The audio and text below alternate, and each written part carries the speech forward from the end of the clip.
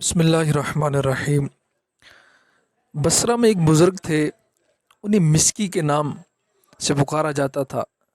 मिस्की के मानी है मुश्कबार, यानी हर वक्त खुशबू में डूबा हुआ या हर वक्त खुशबूदार रहने वाला। आप रहमतुल्लाहि ताला अलैह जिस रस्ते से गुज़र जाते, लोग कहते कि आपका गुज़र हो गया है, खुशबू से पता चल जाता। आप मस्जिद में दाखिल होते तो भी लोग खुश हो जाते और आपसे बड़ी उम्दा और प्यारी खुशबू आती थी। एक दफ़ा लोग जमा हुए कहने लगे कि आप तो खुशबू पर काफ़ी पैसे खर्च करते होंगे, क्योंकि आप इतनी उम्दा खुशबू इस्तेमाल फरमाते हैं।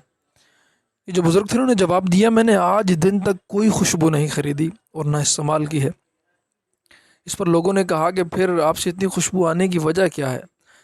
आपने फरमाया कि मैं बगदाद मोहल्ला के एक अच्छे घराने में पैदा हुआ। मेरे वालिद साहब ने मुझे इब्तदाई तालीम दिलवाई और उसके बाद मुझे बाज़ार में एक दुकान पर छोड़ दिया। उसकी वजह ये थी कि मैं बड़ा बाहया और शर्मीला था।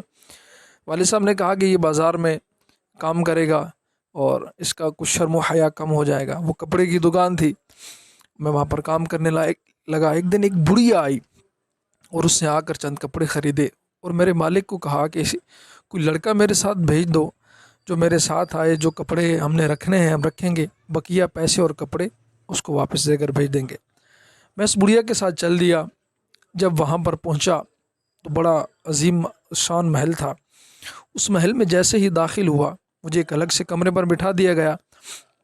जिस कमरे में मैं दाखिल हुआ उसमें बहुत अच्छा काम हुआ था, यानी ऐसा महल और ऐसा ज़ेब ज़ीनत वाला महल काम मैंने पहले नहीं देखा था। साथ ही एक तख्त लगा हुआ था, उस तख्त पर एक लड़की बैठी थी। वो लड़की बड़ी हसीन और जमील और ख़ूबसूरत थी। उस लड़की ने जैसे ही मुझे देखा, वो बुरी नीयत के साथ मेरी तरफ लपकी और मेरे साथ बदकारी करने की कोशिश की, यानी गुनाह करने का कोशिश किया। मैं उससे बचना चाहा, क्योंकि मेरे दिल में अल्लाह का खौफ था, अल्लाह का डर था। मैं उसके साथ गुनाह नहीं करना चाहता था।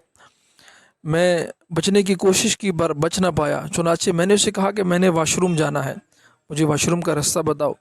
उसने अपनी बांदियों को बुलाया और मुझे वाशरूम का रास्ता बताया। मैं बाथरूम में गया, मैंने वहाँ से भी भागने की कोशिश की पर कोई रास्ता ना मिला।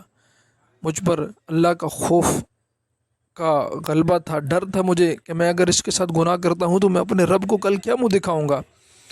आखिरकार मैंने फिर क्या किया कि मैंने वाशरूम की निजासत यानी गंदगी ली और अपने चेहरे और जिस्म पर मल ली। और बाहर जो उसकी कनीज़ खड़ी थी मेरे इंतज़ार में, यानी वो बाहर मैं बाहर आऊँ तो मुझे वो अपना हाथ मेरे साफ़ कराए, हाथ धुलवाए मेरे।